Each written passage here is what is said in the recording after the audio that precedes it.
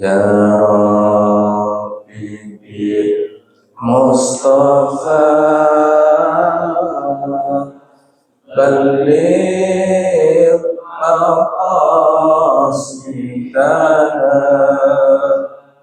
waghfir lana madha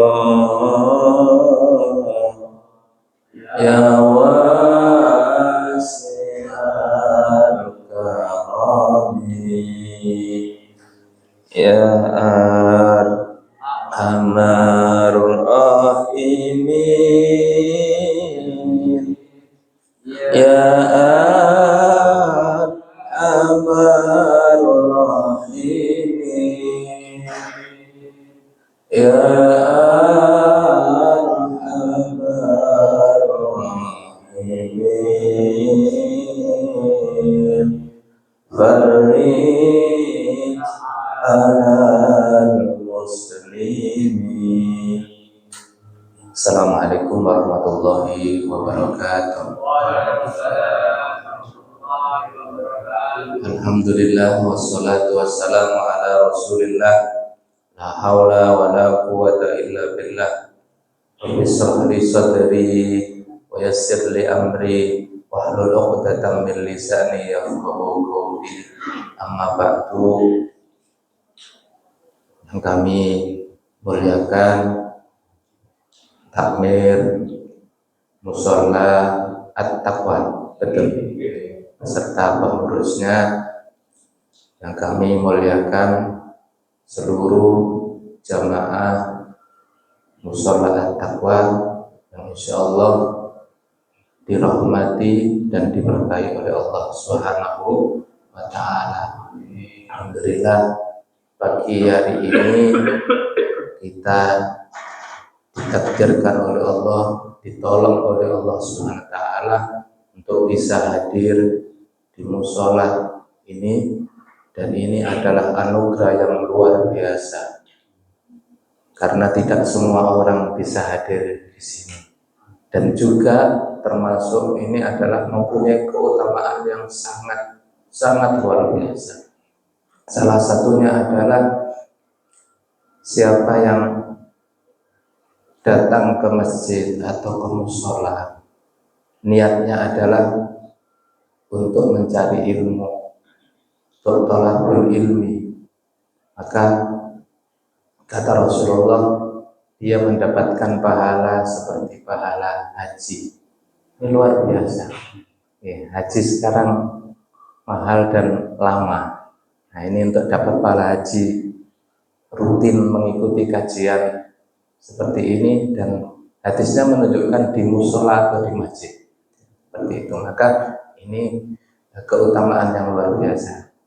Di samping di sisi lain mengikuti hadis yang lain, man shallal fajra fi jama'atin summa qa'ada yadhkurullah, siapa yang mengikuti sholat jamaah di masjid ataupun di mushola, terus kemudian tidak langsung pulang dan qa'ada yadhkurullah, kemudian duduk di sini untuk melakukan ibadah-ibadah.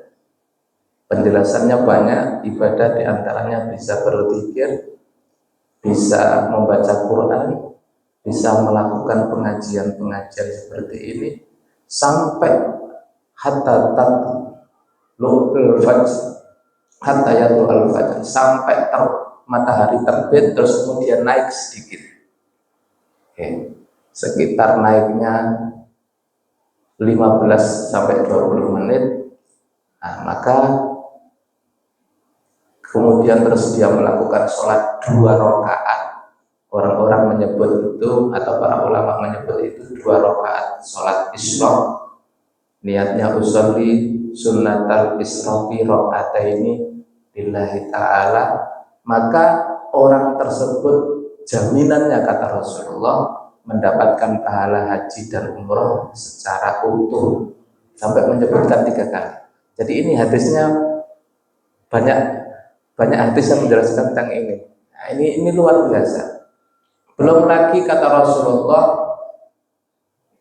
siapa yang eh, melihat taman surga, kata Rasulullah kepada sahabatnya, farta'u, mampiro, jangan lewat aja. Jadi kalau kalian melihat taman surga, mampir, ikutlah di sana. Maka para sahabat tanya, apa itu taman surga ya Rasulullah? Taman surga itu kata Rasul ada 3. Satu, majlisul dzikri. Majelis-majelis zikir itu adalah taman surga. Yang kedua, di hadis yang lain disebutkan majlisul ilmi. Jadi majelis ilmu ini adalah tadi majelis zikir dan juga majelis ilmu sekalian. Yang ketiga adalah masjid atau musola. Itu semuanya adalah taman surga dan ketiga-tiganya ada di sini. Ini luar biasa. Jadi benar-benar ini akan memudahkan kita masuk surganya Allah SWT. Karena di hadis yang lain Allah menjelaskan, man salaka thariqan yaltamisu fihi ilman sahalallahu lahu thariqan ilal jannah. Siapa yang datang untuk mencari ilmu, maka Allah akan mudahkan dia masuk surganya Allah SWT. Jadi nanti kalau pada hari kiamat ada hisab, maka orang-orang yang pernah ngaji, yang istiqomah ngajinya, nanti hisabnya diringankan oleh Allah SWT, disegerakan masuk surganya. Itu salah satu pemahaman Allah akan mudahkan masuk surganya Allah Subhanahu wa Ta'ala. Nah, itu biar tambah semangat kita untuk mengikuti kajian-kajian di masjid atau musola ini. Mudah-mudahan kita selalu diberikan istiqomah. Amin ya rabbal alamin. Bapak-bapak, ibu-ibu yang dirahmati oleh Allah SWT, kita hidup di dunia ini pasti punya tujuan. Kira-kira tujuannya apa? Ada yang tahu tujuan kita hidup ini untuk apa?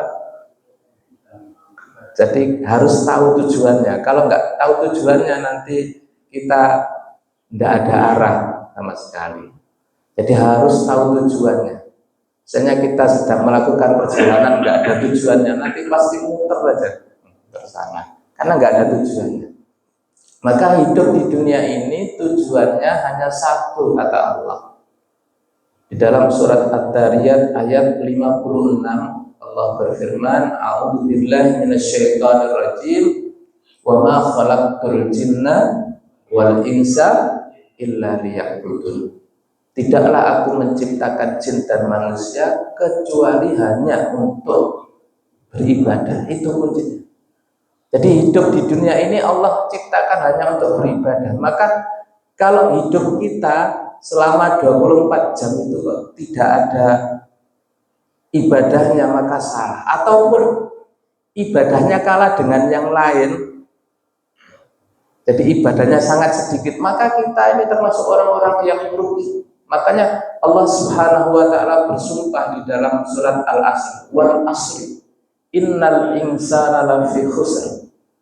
Demi masa, demi waktu asar, innal insana lafi khusr. Sungguh manusia itu rata-rata atau kebanyakan lafi khusr, dalam kerugian. Jadi rugi. Bagaimana kok bisa rugi? Kok Al-Quran sampai bilang seperti itu? Tadi kita sampaikan bahwa manusia itu adalah seharusnya dalam 24 jam itu adalah memperbanyak ibadah.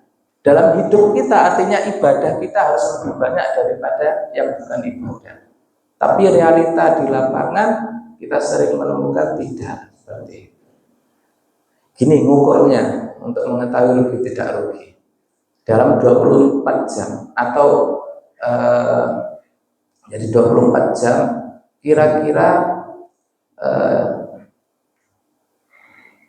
berapa banyak ibadah kita yang kita lakukan. Jadi 24 jam. Oke. Kita hitung amalan yang paling atau perbuatan yang paling panjang. Tidur kita berapa jam? Rata-rata manusia 8, anggap aja 8. Plus tidur agak siang, plus tidur siangnya, plus malam misalnya 8 jam. Atau anggap aja yang penting rata-rata 8 jam. 8 jam ini adalah sepertiga hari. Sepertiga hari berarti. Kalau usia kita 60 tahun, 60 tahun, maka sepertiga dari 60 tahun berapa? 20 tahun. Berarti 20 tahun kita tidur. Betapa lamanya tidur kita? 20 tahun. Kalau kita hitungnya tadi 8 jam per hari rata-rata, maka secara umum hitungannya 20 tahun kita tidur. Wah, kayak 20 tahun. 20 tahun. Nah, 20 tahun. Terus kerja, rata-rata kerja 8 jam juga. Berarti 20 tahun lagi kita kerja, nyari duit. Sudah 40 tahun, tinggal 20 tahun. Nah, ibadah kita yang ibadah murni berapa? Sholat misalnya, anggap aja berapa menit? 10 menit, 5 menit. Anggap aja 15 menit plus zikirnya. Itu kalau dikalikan 5, 75 menit, 1 jam lebih dikit.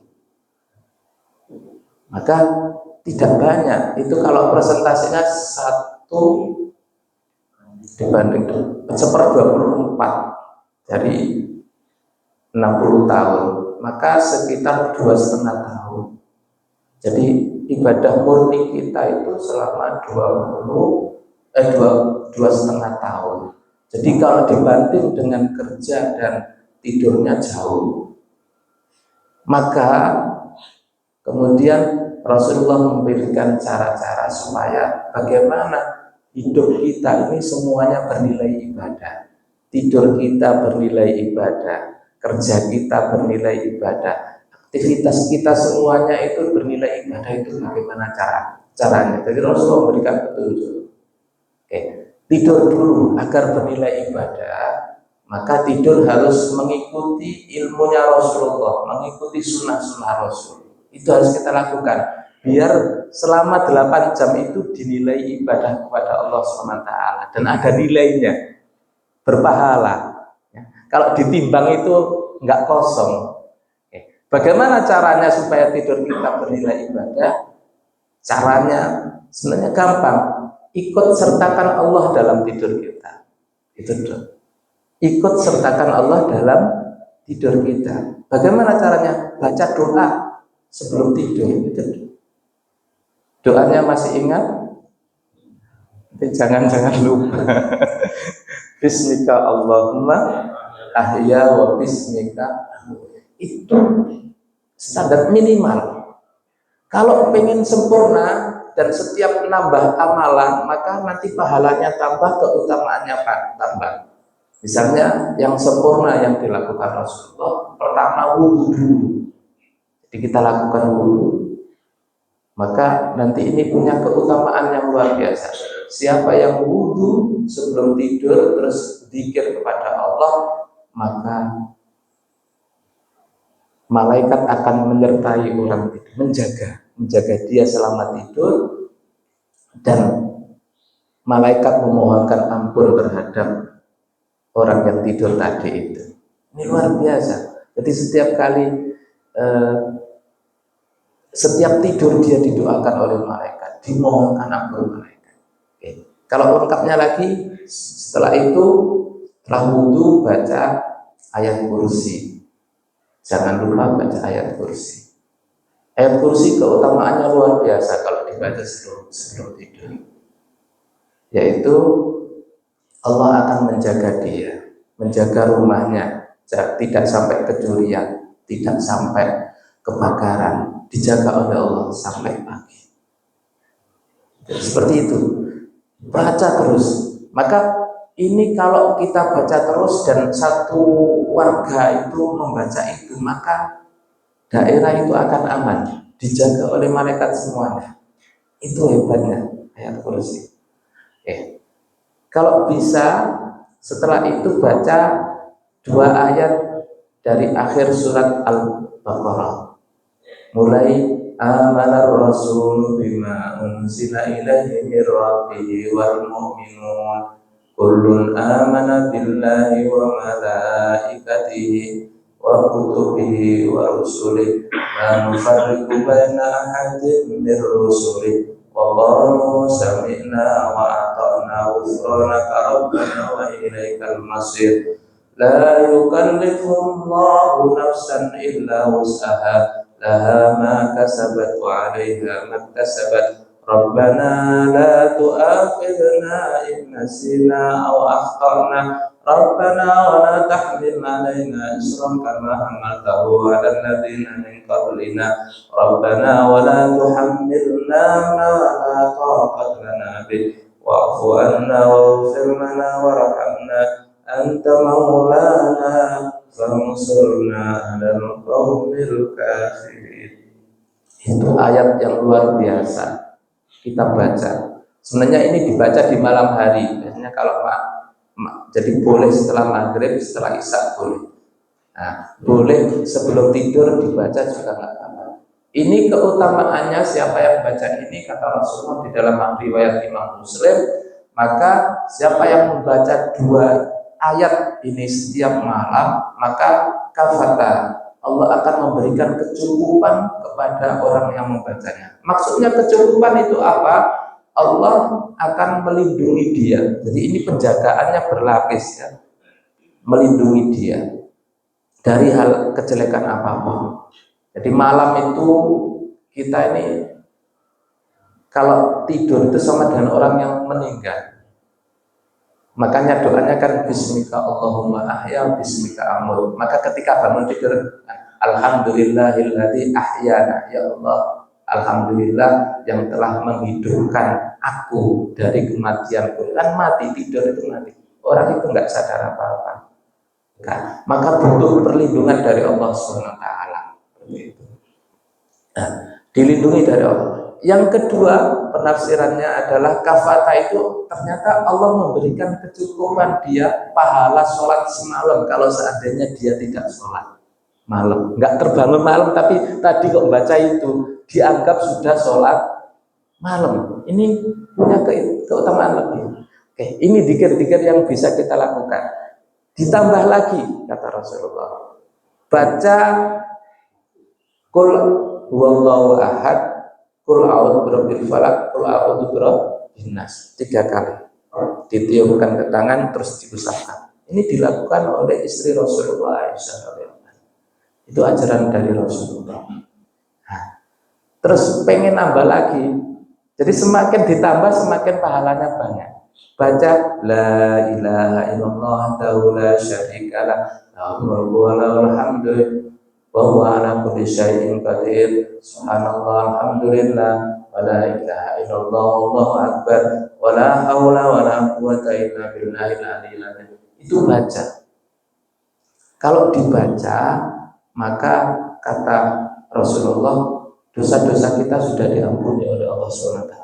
Artinya tidur kita ini dalam keadaan tidak punya dosa, sehingga ketika misalnya meninggal dalam kondisi tidur, alhamdulillah kita termasuk husnul khotimah, karena kita akhiri dengan dzikir kepada Allah dan dosa-dosa kita sudah diampuni oleh Allah. Ini luar biasa. Jadi itu dibiasakan.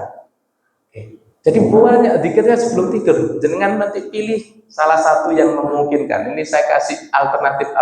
Kalau dilakukan semua tambah luar biasa. Jadi itu. Ada lagi, masih ada ternyata dzikirnya. Cek wakai Ustaz sebelum tidur. Nanti akan ketiduran dengan sendirinya biasanya gitu. Baca aja. Ada baca lagi, baca Subhanallah 33 kali. Alhamdulillah 33 kali, Allahu Akbar 33 kali. Seperti yang dzikir habis sholat. Itu dibaca. Ini ceritanya gini. Suatu ketika putri Rasulullah Fatimah radhiyallahu anha menemui Rasulullah bersama suaminya Sayyidina Ali. Terus mengeluh, wahai Rasul, ya wahai ayah, ayah saya ini hidup rumah tangga ini capek, kesel, nyapu rumah, bersihkan rumah, masak. Ibu-ibu ini yang mungkin capek seperti itu, seperti Siti Aisyah, Siti Fatimah ini, capek seperti itu, capek itu ngurusi anak, sangat capek. Maka kata Siti Fatimah kepada Rasulullah, kepada ayahnya, wahai ayah, kok saya ini dicarikan pembantu yang bantu ngurusi rumah ini biar nggak capek. Tapi apa jawaban Rasulullah? Gini, Fatimah, kita kasih amalan aja biar nanti kamu nggak butuh pembantu lagi. Artinya tubuhnya dikasih kesehatan, urusannya diberikan kemudahan oleh Allah dalam mengatur rumah itu. Jadi sehat selalu, nggak capek-capek. Maka Siti Fatimah mengiyakan, terus Rasulullah memberikan amalannya baca subhanallah 33 kali, alhamdulillah 33 kali, Allahu Akbar 33 kali. Ini setelah itu kemudian diamalkan oleh Siti Fatimah dan Sayyidina Ali. Sejak menerima itu langsung dilakukan seumur hidup beliau. Maka kita juga membiasakan. Kadang kita sudah tahu ilmunya seperti ini, tapi kadang prakteknya ini kadang sering-sering lupa. Karena belum terbiasa, nanti dibiasakan. Nah, ini amalan-amalan sebelum tidur kita pilih salah satu atau kita lakukan semuanya. Maka nanti ibadah tidur kita ini bernilai ibadah di sisi Allah Subhanahu wa Ta'ala. Makanya kita selama tidur itu dimohonkan ampun oleh para malaikat sehingga mendatangkan ampunan dari Allah Subhanahu wa Ta'ala. Ini luar biasa. Nah, nanti kalau bangun jangan lupa zikirnya la ilaha illallah la syarika lah, lahul mulku wa lahul hamdu yuhyi wa yumiitu wa huwa ala kulli syai'in qadir. Subhanallah, alhamdulillah, wa la ilaha illallah, wallahu akbar. Kalau bangun tidur dengan melakukan itu, maka jaminannya Rasulullah, maka jika kamu berdoa, doamu pasti dikabulkan. Jika sholatmu pasti diterima oleh Allah SWT. Maka ini penting. Setiap kali bangun baca itu. Itu kalau bangun tidur. Sekalian ini biar tertata tidur dan bangun tidurnya. Jadi kalau bangun tidur, sunnahnya itu melakukan 3 hal secara umum. Karena setiap kali tidur, setan itu mengikat kita dengan 3 ikatan. Ikatannya ada di jitok ini, kalau orang Jawa itu diikat ini 3 ikatan. Jadi ada 3 ikatan sambil membisikkan setan itu, malam masih panjang, tidurlah, itu selalu gitu. Ini ikatan. Maka kata Rasulullah, untuk membuka ikatan ini harus melakukan 3 hal karena ikatannya 3. Yang pertama dzikir. Setelah bangun tidur, kemudian dzikirlah kepada Allah Subhanahu wa Ta'ala. Maka dzikirnya tadi itu bisa alhamdulillahilladzi ahyana ba'da ma amatana wa ilaihi nusyur. Bisa terus kemudian ditambah subhanallah, la ilaha illallah wahdahu la syarika lah, lahul mulku wa lahul hamdu yuhyi wa yumiitu wa huwa ala kulli syai'in qadir. Subhanallah walhamdulillah wa la ilaha illallah wallahu akbar wa la haula wa la quwwata illa billahil aliyyil azim. Kalau nggak hafal kepanjangan ya pakai yang la ilaha illallah wahdahu la syarika lah, lahul mulku wa lahul hamdu yuhyi wa yumiitu wa huwa ala kulli syai'in qadir. Seperti habis sholat itu aja. Kalau kepanjangan itu cukup, tapi nanti ya keutamaannya agak beda. Itu 1 ikatan hilang dari tubuh kita. Masih ada 2 ikatan lagi. Caranya apa? Segera wudhu kata Rasul. Maka wudhu ini nanti membuka ikatan yang kedua. Yang ketiga adalah kemudian kita diperintahkan sholat 2 rakaat. Jadi maka kalau kita melakukan sholat ketiga hal ini, 3 ikatan ini akan hilang, dan kata Rasulullah maka nanti pagimu akan semangat itu ya. Jadi Allah akan memberikan semangat terhadap kita. Jadi itu karena kalau nggak gitu maka kita ini rasa-rasanya nggak semangat, apalagi untuk sholat subuh ke masjid jamaah. Nah, sholat sunnah 2 rakaat tadi itu kalau bisa kita biasakan sholat sunnah wudhu. Sholat sunnah wudhu ini penting. Setiap kali kita wudhu, kita lakukan sholat sunnah wudhu. Keutamaannya luar biasa, cuman jarang dilakukan banyak orang. Sholat sunnah wudhu itu,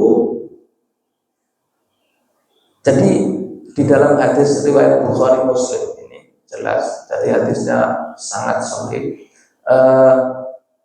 Siapa yang menyempurnakan wudhunya yang sempurna, jadi sunnah-sunnahnya dilakukan, jadi membasuhnya 3 kali, kalau tangan ya seperti ini atau di kaki juga seperti itu, disempurnakan basuhnya semuanya.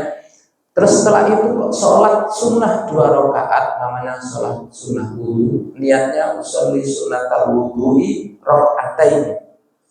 Usolli sunnatal wudhu'i rakaatain. Maka kata Rasulullah, jaminannya ada 2. Ghufratan dzunubi, diampuni dosa-dosanya. Wa wajabat lahul jannah. Nah, di dalam riwayat Imam Muslim itu bunyinya wajabat lahul jannah. Dia wajib, bahasa hadisnya itu wajib masuk surga. Ini luar biasa. Jadi orang itu sehabis wudhu, ini sempurnanya, jangan lupa berdoa. Doa sesudah wudhu. Apa doanya? Semoga dilakukan. Asyhadu an la ilaha illallah wa asyhadu anna Muhammadan abduhu wa rasuluh. Allahumma ij'alni minat tawwabina waj'alni minal mutatahhirin. Itu penting. Nanti ditempel di tempat wudu, doa sudah wudu. Itu manfaatnya luar biasa. Kalau kita mau berdoa itu, pintu surga langsung terbuka oleh Allah. Semua pintu surga gara-gara doa itu. Nah, terus kalau mau sholat 2 rakaat, maka kita wajib masuk surga, kata Rasulullah.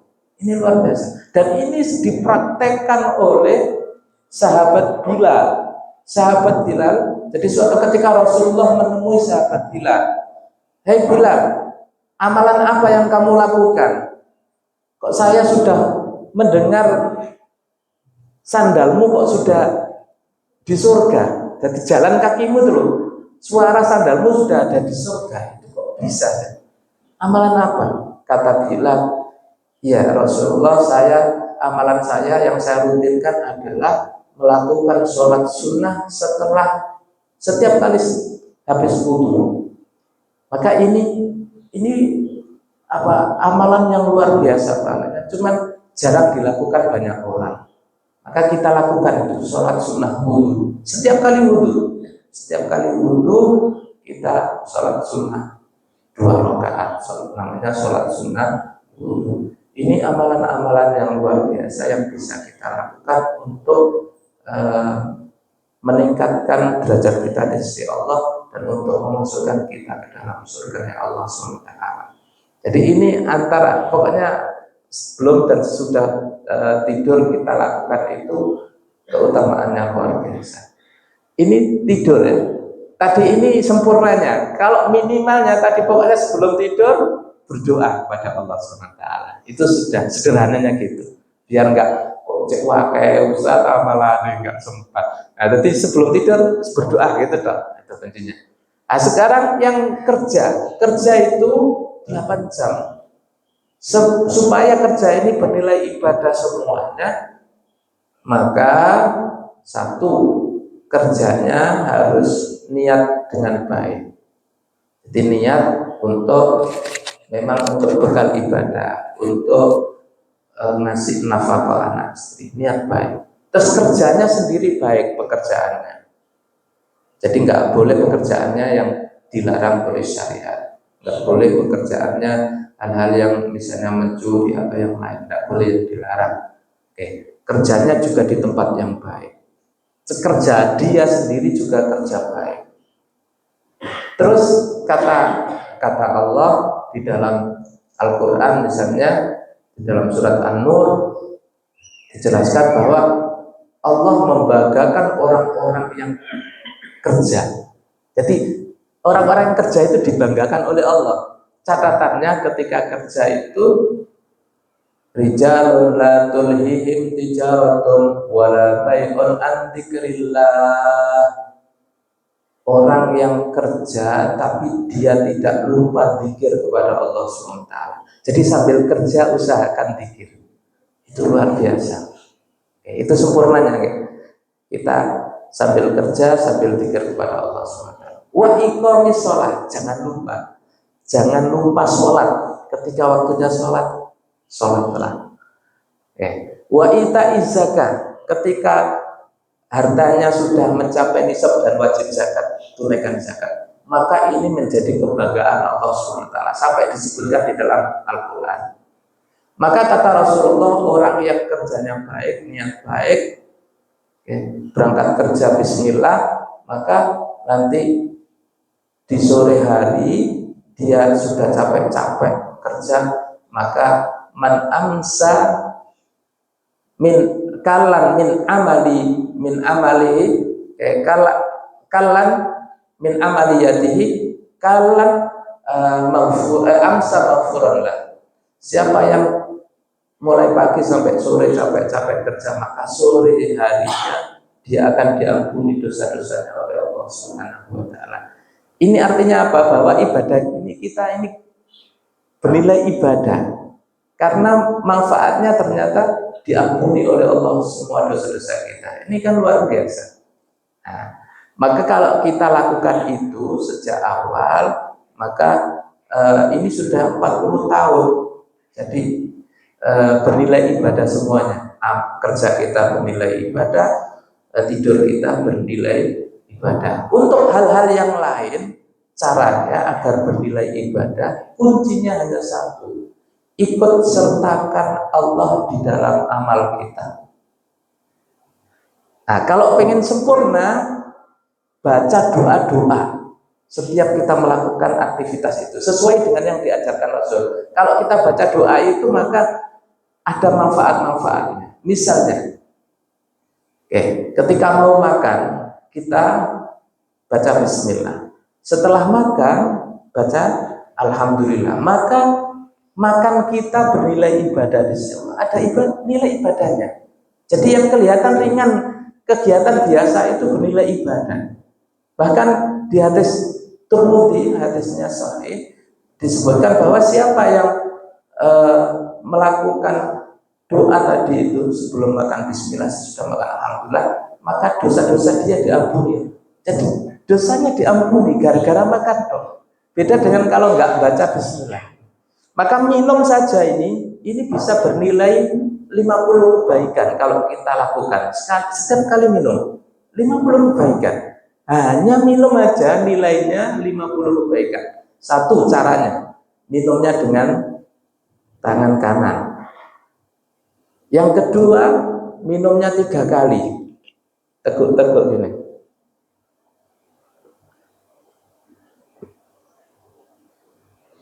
Tiga kali seperti itu caranya. Itu sunnah. Sudah 2 hal. Terus kita minum sambil duduk. Nah, ini 3. Terus setelah minum baca, jadi kalau mulai minum baca bismillah. Terus setelah minum alhamdulillah. Maka ada 5 hal yang dia lakukan, dan di dalam Islam 5 amalan ini langsung dikalikan 10, maka pahalanya menjadi 50. Maka setiap kali kita minum atau makan itu dapat 50 kebaikan. Ini luar biasa. Jadi harus, kalau tahu ilmunya, maka dapat kita mengumpulkan kebaikan-kebaikan yang luar biasa banyak. Maka itu kita biasakan aja. Untuk dibiasakan. Masuk kamar mandi itu kan kegiatan biasa yang kita lakukan pagi sore. Itu bisa bernilai ibadah. Jika kita masuk kamar mandi, jangan lupa baca doanya. Kita ikut sertakan Allah dalam hati kita. Kita baca doa. Doanya, Allahumma inni a'udzubika minal khubuthi wal khaba'is. Keluar kamar mandi, baca doa. Doanya, ada yang tahu doa keluar kamar mandi? Doanya ringan. Cuma butuh biasa aja, ghufronaka gitu, ghufronak ya Allah. Ghufronak itu artinya ya Allah ampuni kami. Maka kalau kita baca doa itu keluar kamar mandi langsung dosa-dosa kita diampuni oleh Allah. Jadi enak sekali itu. Jadi amalan yang asalnya biasa-biasa itu kita sertakan Allah, caranya dengan baca doa kalau ada doanya. Kalau nggak ada, pas insya Allah dalam 24 jam itu Rasulullah sudah mengajarkan doa-doa itu agar disertakan di dalam aktivitas. Nanti lihat di bukunya atau kalau nggak punya buku di Google, nanti doa-doa dalam aktivitas sehari-hari itu penting ternyata. Jadi kalau kita misalnya di rumah, jadi kita setiap kali buka pintu, nutup pintu, baca bismillah. Itu ajaran Rasulullah. Jadi buka pintu rumah, bismillahirrahmanirrahim. Atau bismillah cukup. Itu ternyata mendatangkan pahala di sisi Allah dan menjaga kita. Orang itu kalau kita masuk buka pintu dengan bismillah, maka setan itu tidak akan bisa ikut ke rumah kita. Jadi dengan nanti masuk rumah baca bismillah, setan itu ngikuti. Tapi ketika kita bismillah, setan nggak akan masuk rumah. Nutup pintu juga gitu, baca bismillah, maka dijaga oleh Allah rumah kita. Jadi terus gitu kita lakukan, kita sertakan Allah di dalam aktivitas kita. Keluar rumah, kita baca doa keluar rumah. Bismillahirrahmanirrahim. Tawakkaltu 'ala Allah. La haula wala quwata illa billah. Itu kalau kita lakukan amalan, Rasulullah memberikan janji kita akan dijaga oleh Allah Subhanahu wa taala. Kita dijaga dari kejelekan apapun selama perjalanan. Wa kita akan dipenuhi hajat kita oleh Allah.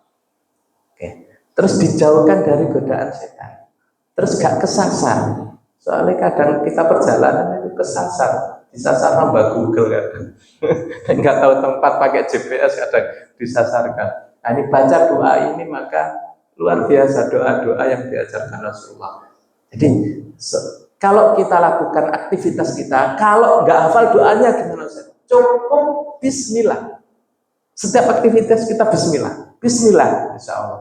Itu sudah cukup kalau kita nggak hafal doanya. Kalau sempurnanya ya kita hafalkan doa-doa itu. Tapi kalau nggak memungkinkan terus nggak hafal saja, wis cukup bismillah. Gitu kan. Maka seluruh aktivitas kita akan menjadikan ibadah di sisi Allah Subhanahu wa taala dengan cara kita ikut sertakan Allah di sana. Nah, itu. Monggo, saya senang kalau kita tanya jawab aja. Nanti kita kalau bisa sampai waktu masuk waktu duha, sehingga nanti kita sholat isra sehingga mendapatkan tadi itu pahala haji dan umroh secara utuh. Oke. Monggo kalau ada yang mau ditanyakan. Senang kalau ada tanya jawab, malah enak. Oke, monggo Pak Nana. Waalaikumsalam warahmatullahi wabarakatuh. Oke. Iya.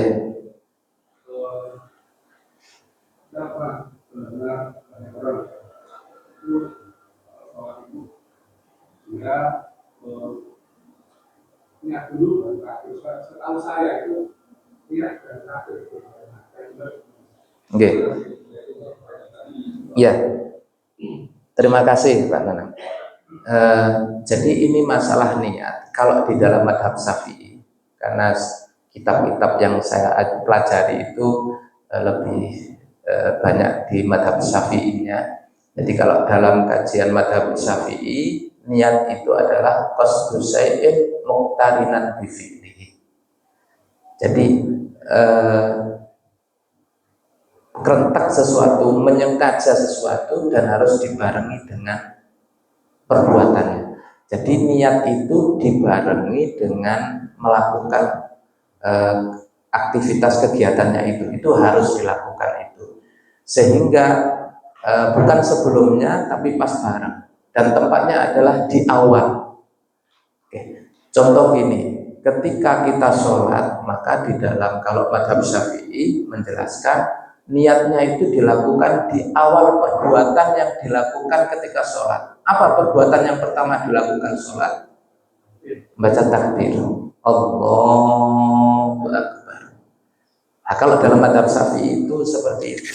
Jadi ketika sedang membaca Allahu Akbar, dan niat itu bukan di lisan ya, bukan usolli fardhu dhuhri, bukan itu bukan niat yang sesungguhnya. Itu namanya hanya membunyikan niat. Niat itu pekerjaan hati. Jadi kerentak di hati, saya niat sholat duhur, sholat subuh 2 rakaat. Nah itu di dalam hati. Jadi kita membarengkan itu. Makanya kalau dalam madhab Syafi'i itu takbirnya agak lama karena di sana ada niat. Itu madhab Syafi'i. Ada madhab yang lain memang tidak harus bareng. Itu madhab yang lain.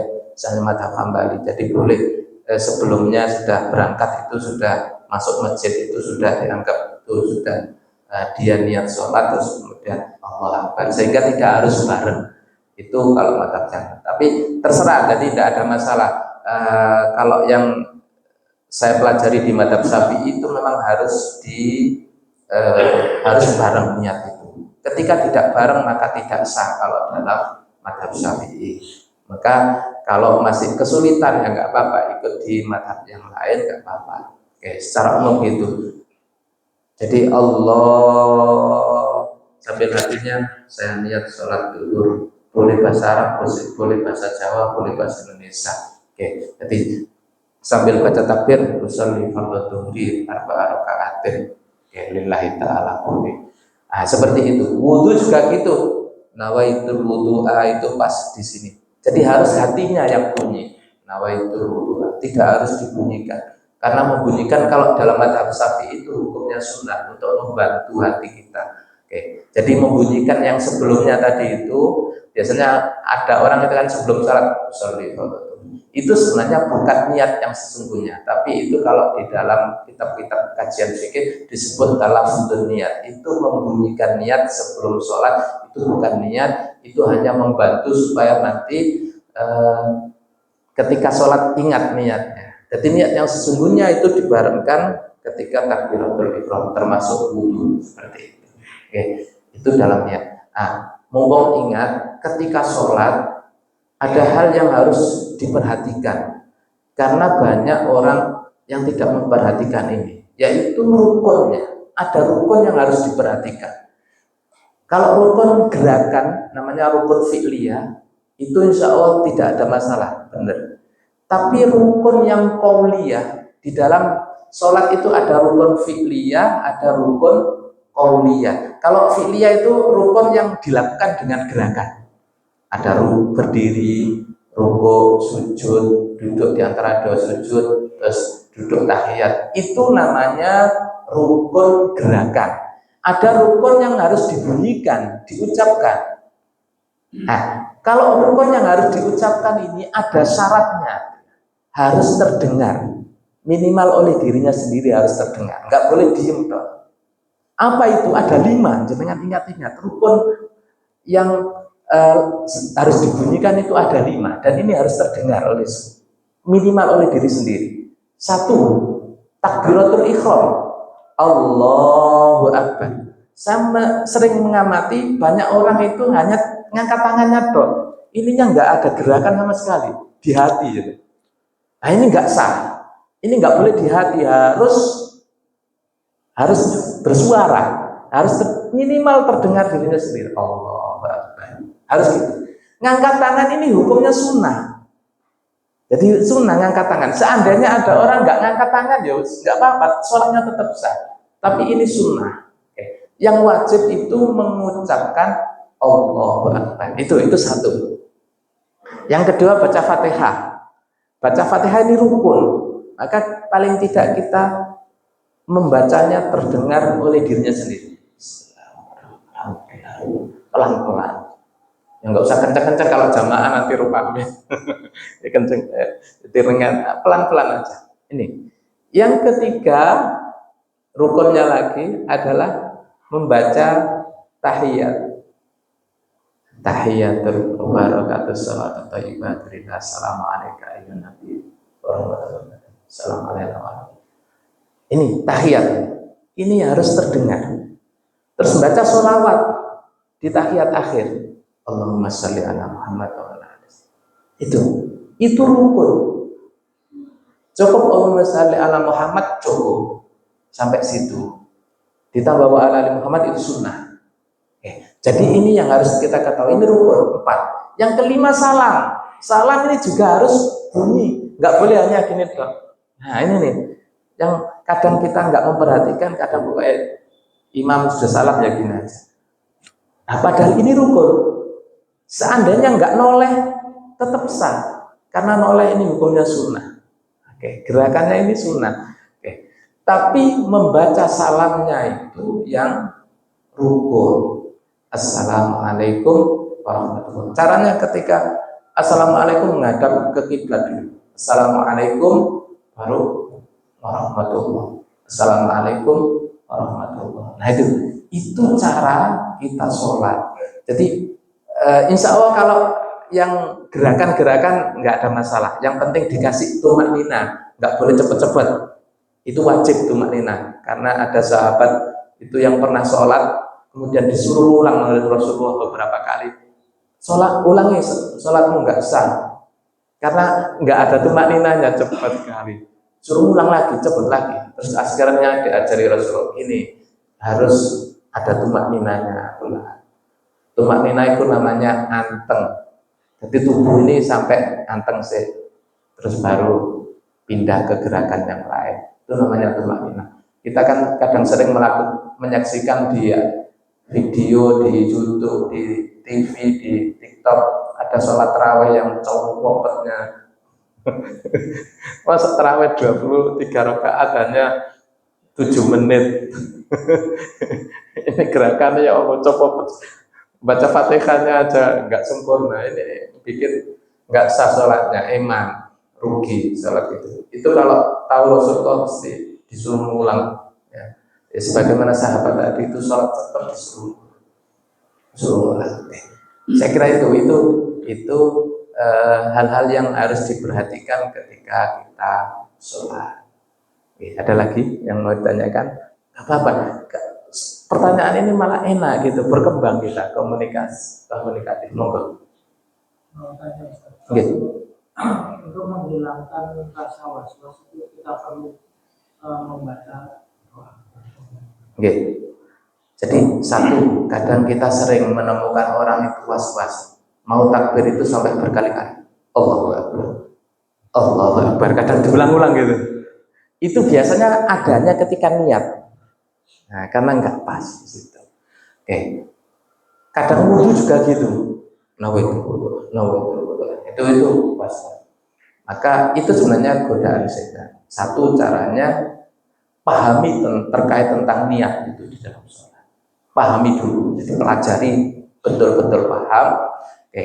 Nggak usah dibikin susah, bikin gampang. Pokoknya kerentak niat sholat duhur gitu aja. Insya Allah sudah cukup. Itu akan kalau sudah paham betul seperti itu, karena sudah tahu ilmunya, insya Allah was-wasnya akan jadi hilang. Was-was itu karena kurang kepahaman. Itu munculnya gara-gara itu. Seperti itu. Nah, kalau mau sholat biasanya juga kita diperintahkan biar tidak was-was, karena kita suruh baca surat An-Nas. Qul a'udzu birabbin nas, malikin nas, ilahin nas, min syarril waswasil hada, waswas. Jadi kita mohon perlindungan dari godaan setan tadi, was-was itu. Nah, itu kita baca. Oke. Jadi para ulama memberikan penjelasan boleh ini di luar sholat, bukan di dalam sholat. Jadi ini sebelum sholat supaya fungsinya banyak, biar tidak was-was, biar kita sholat kita dijaga dari godaan setan, sehingga bisa khusyuk di dalam sholat kita. Jadi sholat kita itu nanti dinilai oleh Allah itu yang khusyuk. Kalau nggak khusyuk, sekedar menggugurkan kewajiban.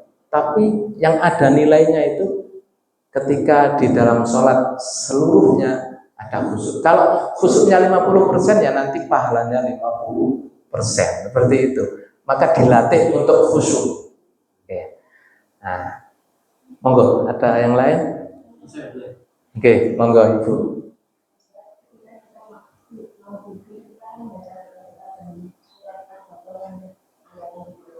Oke.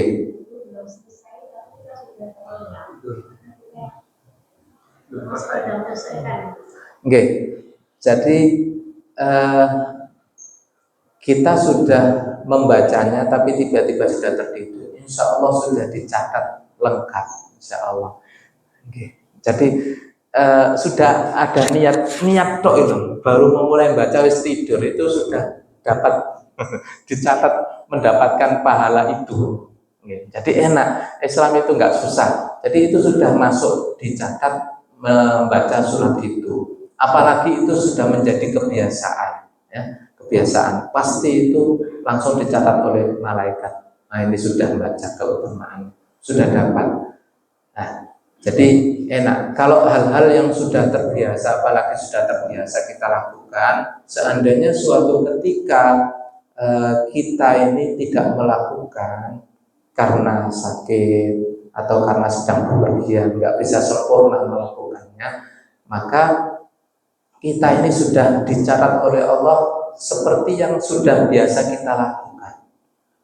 Jadi misalnya kita biasa sholat sunnah rutin, sunnah rawatib ataupun sholat sunnah yang lainnya, tapi karena terus kemudian sakit misalnya, kok nggak bisa melakukan, maka tetap pahala kita dicatat seperti biasanya.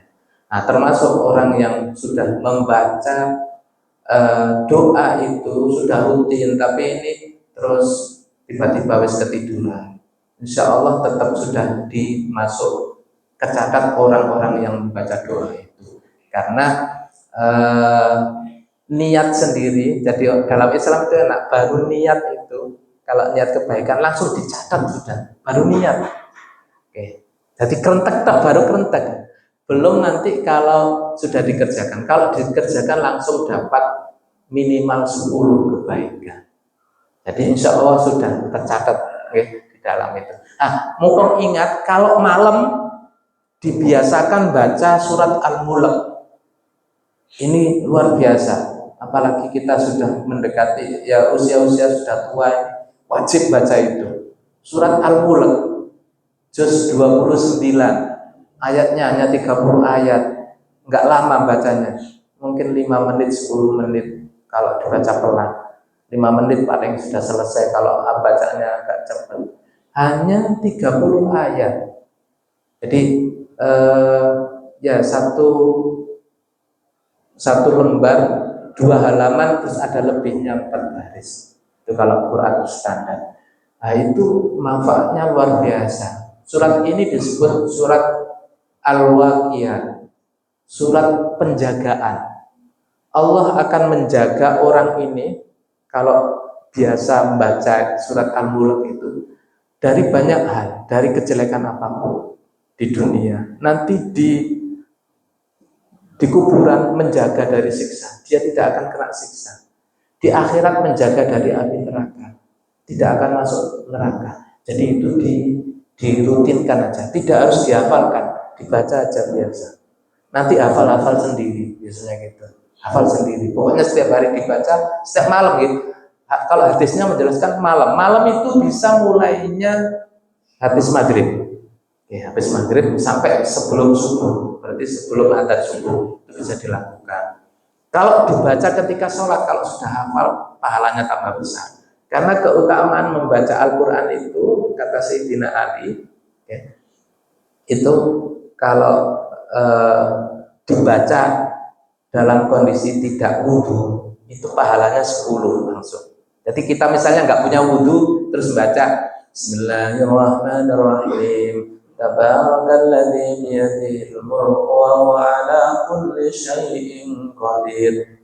Baca biasa. Misalnya nggak punya wudhu karena sudah hafal, atau qul huwallahu ahad, Allahu samad, dan seterusnya. Itu setiap huruf pahalanya 10. Tapi kalau punya wudhu, itu beda pahalanya. Kalau punya wudhu pahalanya langsung naik menjadi 25. Nah, 25 beda. Jadi punya wudhu dengan tidak. Kalau di dalam sholat beda lagi.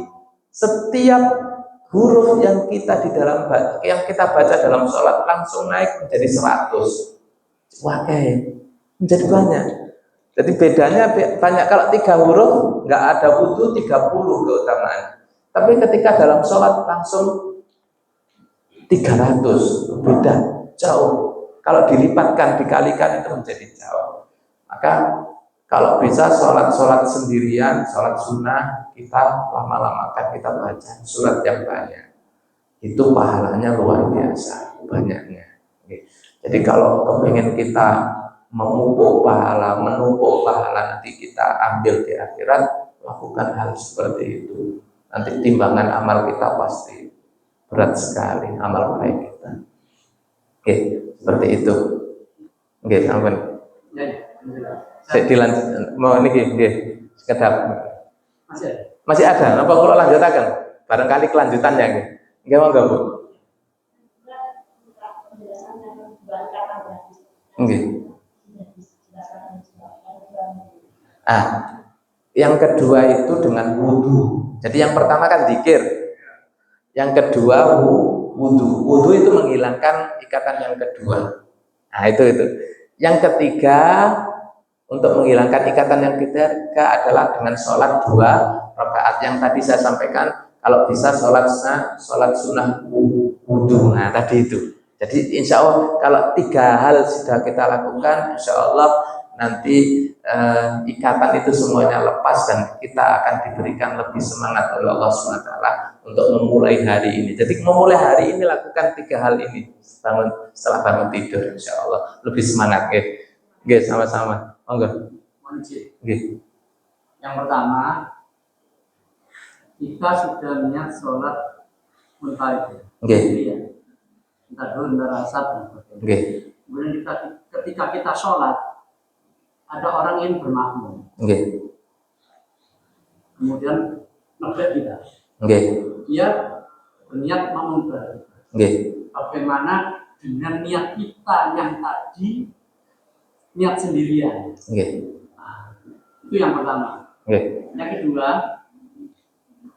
dalam duduk tahiyat akhir itu jelas duduknya tahiyat akhir duduk tawarruk. Kemudian mohon maaf, ada orang tidak terkendala apa-apa, dia duduknya duduk iftiros, padahal tahiyat akhir. Nah, itu bagaimana kajiannya? Terima kasih. Jadi yang pertama, ketika kita sedang sholat sendirian, niatnya memang niat sendirian, tidak berjamaah, sholat munfarid namanya, sholat sendirian.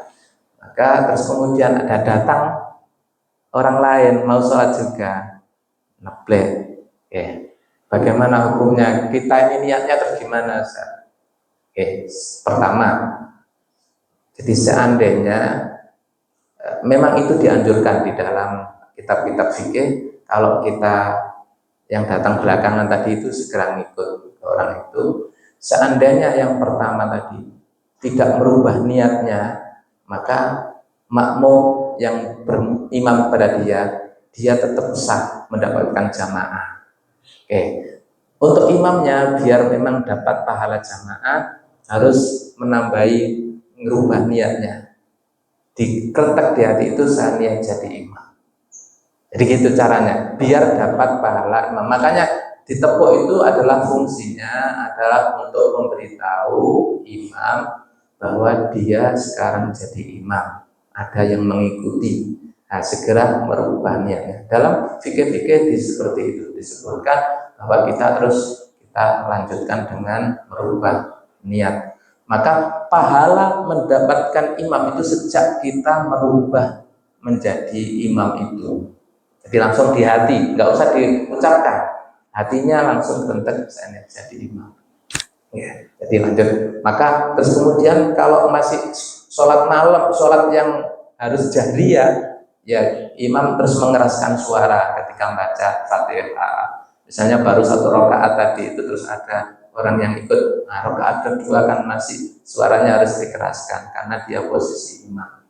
Seandainya kok dia nggak mau jadi imam, nggak niat jadi imam, nggak apa-apa ya, pahalanya tetap sendirian. Cuman makmumnya karena dia sudah berniat jadi makmum, maka dia sah dan dapat pahala berjamaah.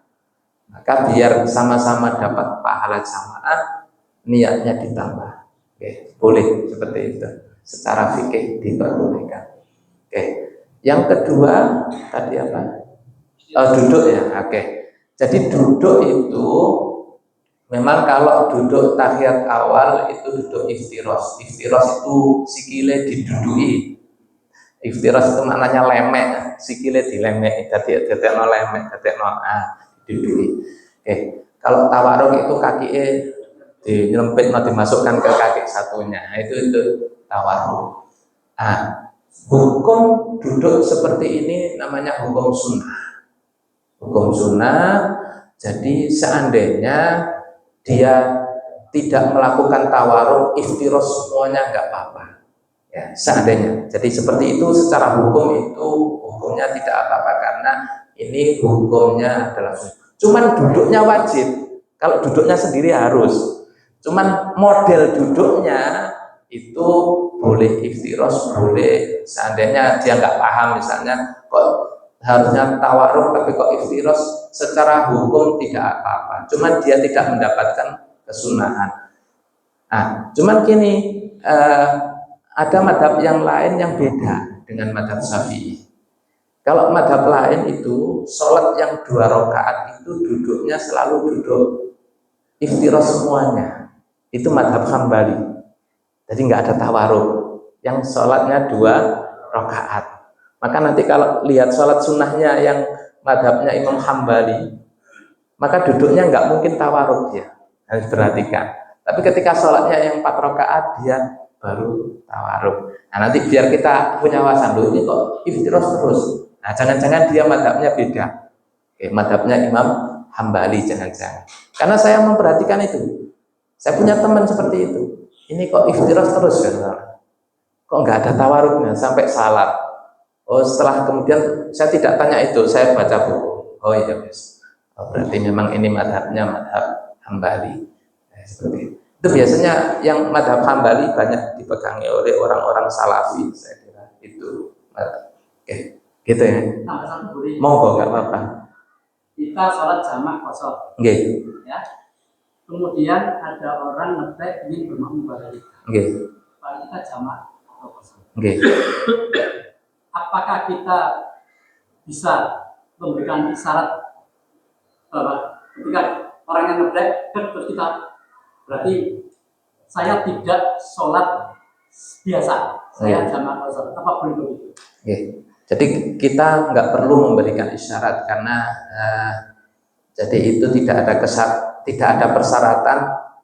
Misalnya, memang kalau tahu makmum itu makmum yang biasa, makmum mukim namanya, itu tidak boleh mengikuti imam yang imam musafir. Musafir itu kan sholatnya bisa dijamak dan qashar.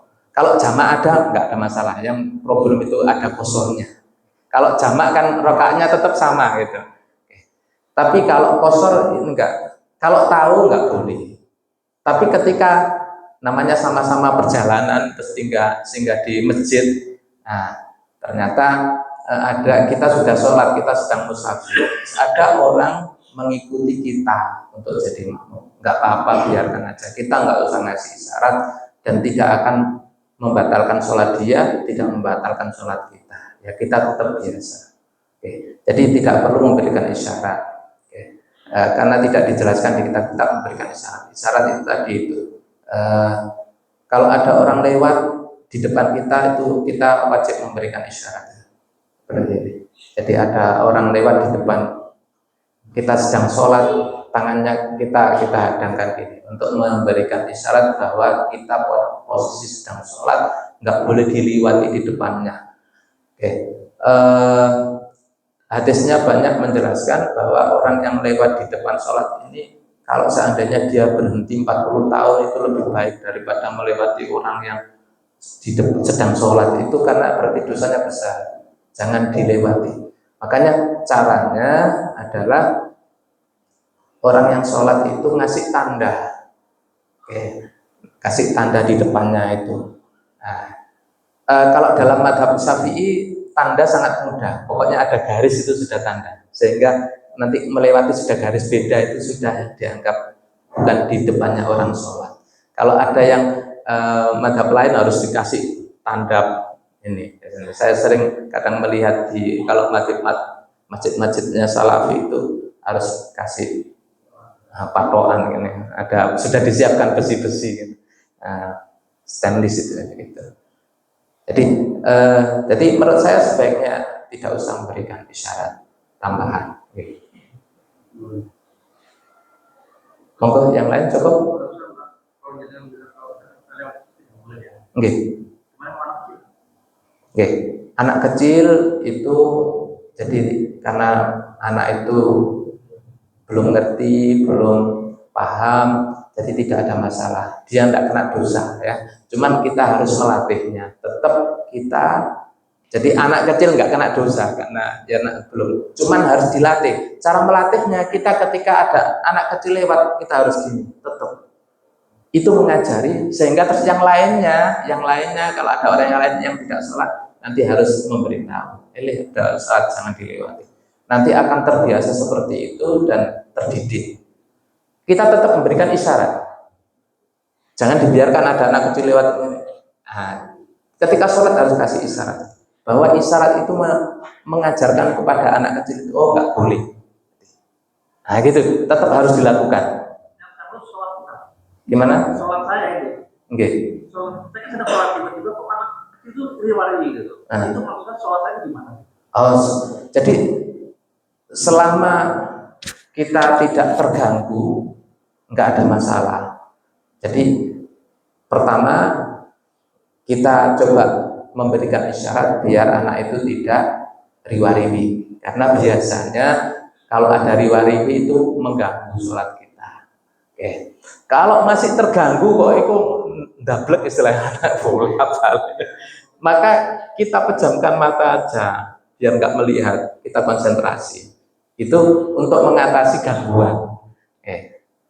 Sunnahnya sholat itu tetap terbuka. Tapi ketika ada gangguan dan harus mejam ya wes lebih baik itu biar bisa khusyuk. Tapi ketika mau melakukan gerakan tetap kita buka lagi. Jangan-jangan nanti ada anaknya kita rukuk kena anaknya. Seperti itu. Jadi itu caranya. Terus kita harus menyadari bahwa kita konsentrasinya jangan ke anak itu, langsung segera balik kepada Allah SWT sehingga gangguan-gangguan itu insya Allah tidak ada problem, harus dilatih. Kadang kita sholat kan ada di pinggir jalan, kadang ada masjid pinggir jalan kan riwariwi serang itu kalau nggak terbiasa juga terganggu. Tapi kalau sudah terbiasa, hati kita tata, insya Allah tidak akan terganggu dengan hal-hal seperti itu. Harus butuh latihan aja, butuh pembiasaan. Jadi jangan merasa terganggu dengan itu misalnya. Jadi jangan pikiran kita difokuskan ke situ, nanti pasti terganggu. Maka fokus kita harus kembali kepada sholat, kita menghadap Allah SWT. Ini anak kecil nggak tahu apa-apa ya Bismillah. Jadi caranya seperti itu. Sholatnya tetap nggak batal, itu tidak membatalkan sholat. Cuman tadi mengganggu kekhusyuan aja. Nah, kita harus melatih untuk mengembalikan kekhusyuan kembali. Oke, seperti itu. Sampun? Oke, ini sudah pas jam 6. Nah, sudah masuk waktunya waktu untuk sholat isyraq, bisa sholat duha boleh. Ya, jadi dibiasakan sholat duha kalau bisa 4 rakaat. Ini jaminannya mendapatkan rumah di surga. Ya. Jadi kalau 2 rakaat itu keutamanya adalah sebagai sedekah untuk tubuh kita. Jadi tubuh kita ini ada 360 persendian. Dan kata Rasulullah itu harus disedekahi. Sedekah tubuh. Biar kalau disedekahi nanti persendian kita awet. Jadi nggak kaku-kaku. Kadang ada yang kaku-kaku, ada yang wis linu-linu. Itu butuh disedekahi terus, diistiqomahkan sholat duha. Sehingga itu sebagai bentuk syukur kita kepada Allah SWT atas persendian tubuh ini. Nah, terus kalau ditambahi lagi 2 rakaat menjadi 4 rakaat, maka keutamaannya nambah 8 rakaat, 6 rakaat malah nambah 8 rakaat, semakin nambah keutamaannya. Nah, paling enggak 4 aja Kalau belum terbiasa 2 dulu, nanti terus bisa ditambah menjadi 4. 4 itu salah satu adalah keutamaannya adalah mendapat jaminan rumah di surga Allah SWT. Jadi enak. Selain rezekinya dilancarkan, tapi niat kita jangan sholat untuk mencari rezeki. Itu niatnya menjadi salah. Niatnya tetap karena Allah Subhanahu wa ta'ala, mengikuti sunnah Rasul, mengikuti perintah Rasulullah. Nanti keutamaan itu dengan sendirinya akan datang. Justru malah cepat kalau niatnya ikhlas. Tapi kalau niatnya karena pengen dapat rezekinya itu, maka justru semakin lama, atau bahkan karena niatnya salah bisa tidak mendapatkan, seperti itu. Oke, saya kira itu kita tutup dengan doa, mudah-mudahan bermanfaat, mudah-mudahan kita semua diberikan hidayah oleh Allah, diberikan pertolongan oleh Allah SWT, diberikan kesehatan dohir batin, diberikan keselamatan dunia akhirat, mudah-mudahan diberikan kemudahan dalam mengaji seperti ini, mudah-mudahan diberikan kemudahan dalam rezeki, kemudahan dalam segala urusan, mudah-mudahan diberikan istiqomah dalam mengaji, istiqomah dalam kebaikan, istiqomah dalam keimanan. Mudah-mudahan keluarga kita dijadikan keluarga yang sakinah, mawaddah, warahmah, diberikan anak-anak yang soleh-solehah. Mudah-mudahan semua hajat dan doa kita dikabulkan oleh Allah SWT. Mudah-mudahan semua dosa kita diampuni oleh Allah. Mudah-mudahan kita dimasukkan ke dalam surganya.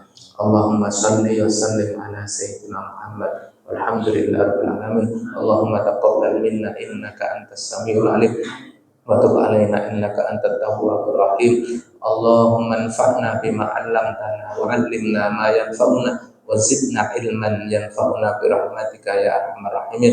Allahumma inna nas'alukal jannah wa na'udzubika minan nar. Allahumma inna nas'alukal jannah wa na'udzubika minan nar. Allahumma inna nas'alukal jannah wa na'udzubika minan nar. Rabbana atina fid dunya hasanah wa fil akhirati hasanah wa qina adzabannar. Sallallahu ala sayyidina Muhammad walhamdulillahirabbil alamin. Ya, kita tutup dengan doa kafaratul majlis. Subhanakallahumma wa bihamdika asyhadu an la ilaha illa anta astaghfiruka wa atubu ilaik. Assalamualaikum warahmatullahi wabarakatuh.